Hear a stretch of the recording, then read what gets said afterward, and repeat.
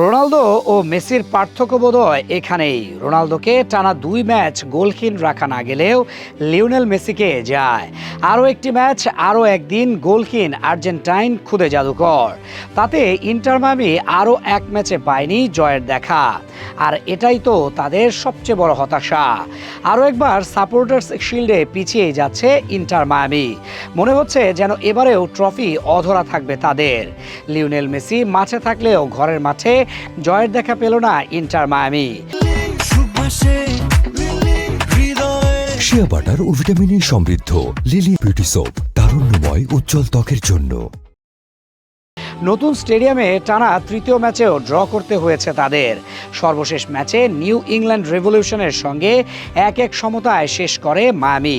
ফলে হোম ভেন্যুতে জয়হীন থাকার হতাশা আরও বাড়লেও অপরাজিত থাকার ধারাটা ঠিকই ধরে রেখেছে দলটি।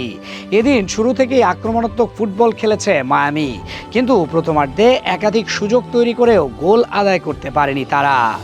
বিশেষ করে মেসি বেশ কয়েকটি সম্ভাবনাময় মুহূর্ত তৈরি করলেও সেগুলো শেষ পর্যন্ত কাজে লাগাতে ব্যর্থ হন। 38তম মিনিটে ডিফেন্ডারদের চাপ সামলে নেওয়া একটি শট লক্ষ্যভ্রষ্ট হয় তার। এছাড়া কর্নার থেকে সরাসরি গোলের চেষ্টা এবং যোগ করার সময়ে নেওয়া আরেকটি শট সহজেই রুখে দেন প্রতিপক্ষ গোলরক্ষক ম্যাট টার্নার। দ্বিতীয়ার্ধে ম্যাচের গতি পাল্টে যায়। 56তম মিনিটে এগিয়ে যায় নিউ ইংল্যান্ড রেভলিউশন।